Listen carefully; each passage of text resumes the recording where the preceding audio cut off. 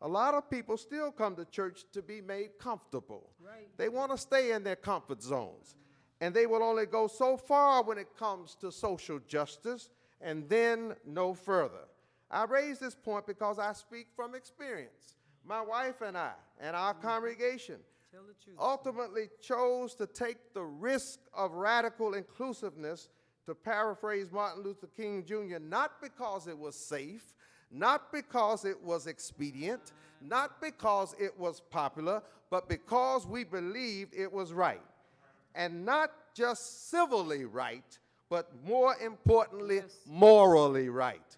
As we have been reminded over the last few days, despite all the gains of the civil rights movement, and even in the light of the two-time election of a black man to the office of President of the United States of America, the notion that we live in a post-racial society is nothing but a myth. What we have learned is that even though civil rights can be legislated, morality cannot be legislated. Right.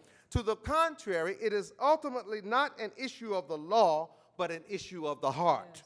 By the same token, in spite of the fact that now marriage equality is legal in some 35 states and the District of Columbia, we dare not be lulled into the false sense of security to think that somehow we have arrived at a post-heterosexist, post-transphobic society. Right. To the contrary, our struggle has just begun to make this world a better place for all of God's children. And finally, as I close, the necessity of the black church to model the beloved community.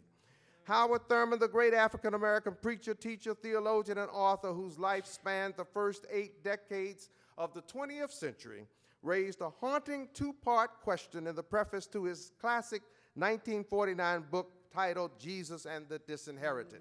He asked, why is it that Christianity seems impotent to deal radically and therefore effectively with the issues of discrimination and injustice on the basis of race, religion, and national origin?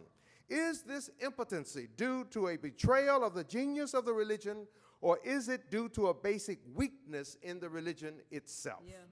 And while he does not provide an immediate answer to this question, he does offer an immediate challenge to the church when he says, the question is searching for the dramatic demonstration of the impotency of Christianity in dealing with the issue is underscored by its apparent inability to cope with it within its own fellowship. Right. In a few words, what I believe Thurman is trying to suggest here is that the church's failure to model the beloved community inside its walls may well nullify its efforts to realize the beloved community outside its walls. Therefore, the task of the church is to show the world what the beloved community looks like. And in so doing, we will create a world in which there is not only civil equality, but genuine moral equality for all of God's children.